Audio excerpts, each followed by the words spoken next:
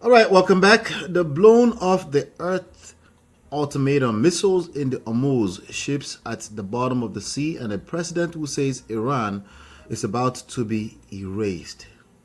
The Middle East is on the verge of a total meltdown after Iranian forces allegedly targeted a U.S. warship in the Strait of Hormuz. President Trump took to Truth Social with his most terrifying warning yet, stating that if another U.S. ship is touched, Iran will be blown off the face of the earth. This comes as the U.S. Navy confirms it has already sunk 6 small Iranian boats and shot down multiple drones. Despite the White House telling Congress that hostilities had terminated last Friday to avoid the War Powers Act, the blockade continues and the missiles are flying.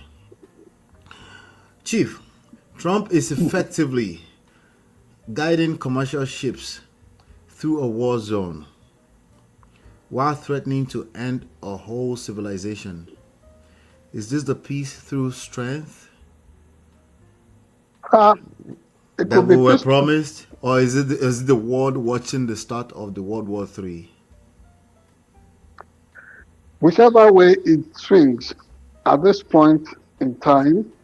Uh, you would understand that, yes, Donald Trump did not go there with the approval of the Congress, which is the War Power Act that you're talking about.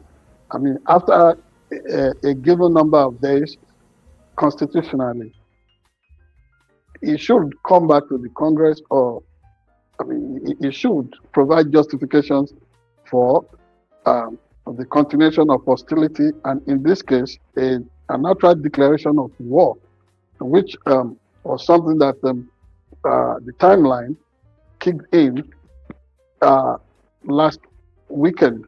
Now, you asking if this is a peace guaranteed by way of strength, whichever way this has been guaranteed would be justifiable in view of the fact that you see the way things are cascading everywhere. I mean, a major discount airline went down this weekend after being in operation for 30 years. And what are they talking about? They are blaming this bankruptcy on one thing, the scarcity of aviation fuel. And whether you're talking of the United States of America, Europe, or indeed in Africa, our primary constituency, particularly Nigeria. Sorry to inject this. Even Davido was in the news for having to reschedule a bunch of shows and moves around the world because he was grounded because there was scarcity of oil. Scarcity of aviation Yeah, fuel. So, I mean, same point, obviously. So, yeah. that's a major iconic African entertainer. I mean, now, things are unraveling so fast all over the world. So, in order to put things back on track, it's unavoidable uh, crisis in the first place. But I would also throw this back at you, Ola. Looking at the way Iran has played its card, the runaway egregious conduct, I mean, through which it almost succeeded at knocking heads against each other, not just uh, in Western Asia, the Gulf area in the Middle East, but also across the globe. But for people trying to make sure that the things are really tempered with caution, don't you think Iran would have succeeded at triggering, or I mean, a major global conflict? It is a major global conflict as it is now. The geopolitics of it indicates all that. But the point, the question I'm asking, or which I want you to also view with me, don't you think Iran seem to have this ace up his sleeve all the while to cause World War III? Don't you think so? I mean, this is major.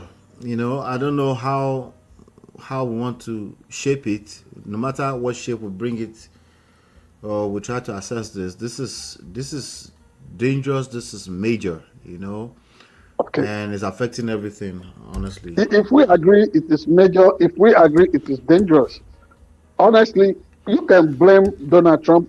I'm not his fan in any way. I have zero sympathy for him I couldn't tell, because, sir. I couldn't tell, sir. yeah, but yes, but I'm telling you, I'm not one of his fans. I'm not. I don't really get it when it comes to his agenda for where our nation is headed.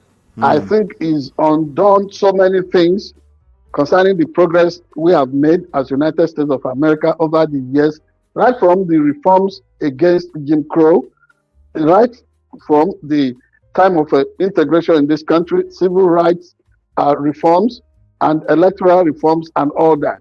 I see him reworking the hands of the clock concerning all these impressive progress that the United States made. Uh, Taking that or separating that from the cultural wars of the war of sexes and what have you. I mean, as a man of tradition, there is, my own core belief about all that because I'm a person of nature. So, if we must consider everything about the way he has carried on, the war should have been unnecessary in the first place because the lessons of what he himself used to criticize about the phony intelligence on weapons of mass destruction that led to the invasion of Iraq and the ultimate execution of Saddam Hussein as a sitting head of state in that country would would have pointed out one thing to him that this is not a road to travel. And so when we are given all kinds of conflicting reasons for being led into action against Iran, especially the ones provided by somebody that has been found guilty of war crimes, like Benjamin Netanyahu, the Israeli Prime Minister, and all that. I would say yes, it is difficult, but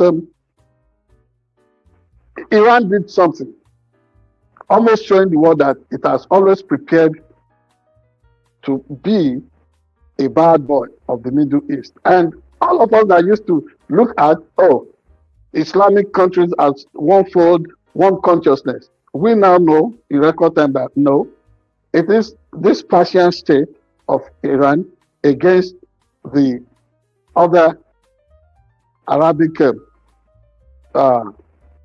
Union. And from the way Iran has conducted itself, it will look to me like Donald Trump, yes, resorting to desperate measures, seem to be getting some sympathy as to whatever action he would need to take to make sure that we all are back on track. Even if the Strait of Hormuz is savage at the moment, the oil, the prices on oil products, on oil byproducts will not immediately reset. Things will not be fast tamed. They will not be, put back on track so easily.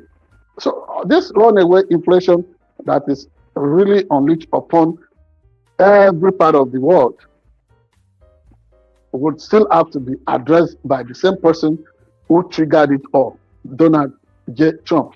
So if he is using power to say one must strike against an American warship, because I really do not know, Nigerians will ask, in short winch, what is the thing that is making Iran to really want to embark on some suicide mission confronting the United States of America this way?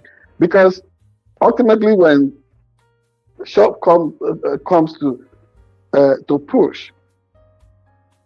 The person who is projecting power, who is able to put power on display, not in the sense of Yesi Wike in Rivers State, Nigeria, but the geopolitics of it will point to the fact that everybody, including all the analysts that would love to really play up the luck of the underdog, that is Iran, everybody at the end of the day will be giving will be giving the flowers, the trophy to the United States of America, because whether we like it or not, something has been. I mean, look at the pile and pile and pile of missiles, all kinds of projectiles that Iran has been dishing out in all directions of this war. So, what are they doing with such a huge arsenal of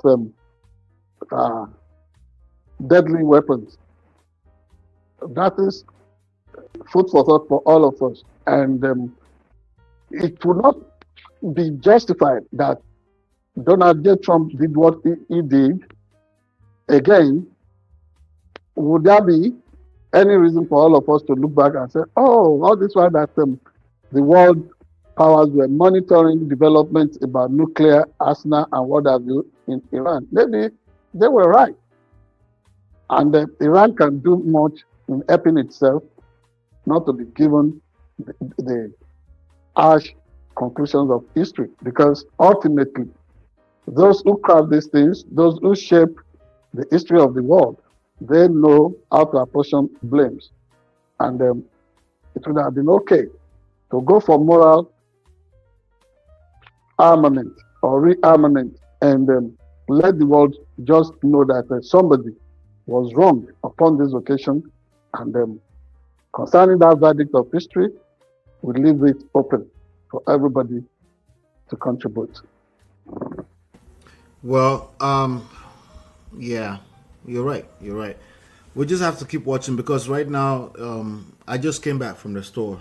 It's not looking too pretty. It's affecting everything. The uncertainty is loud. Even my purse.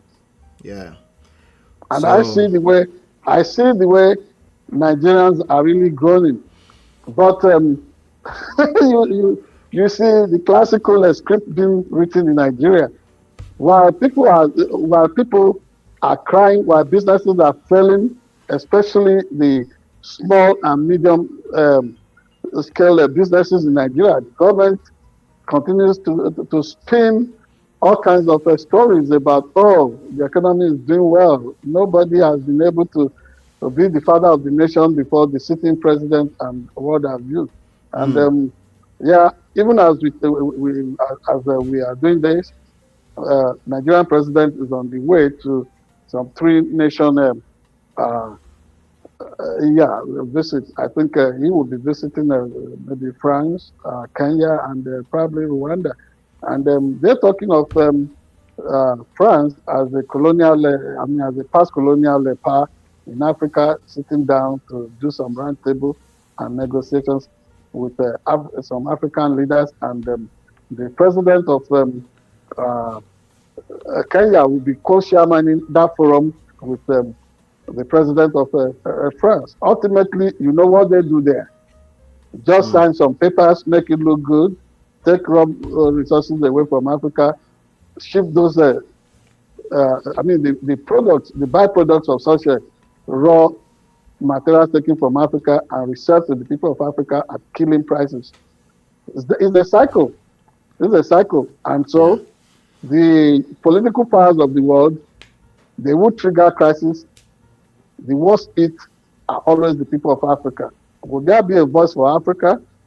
Or the conduct would be to continue to pretend to be for the people while they're selling out? We'll continue to watch. All right. Thank you so much. Ladies and gentlemen, join the conversation in the chat. Hit the like button, share, subscribe.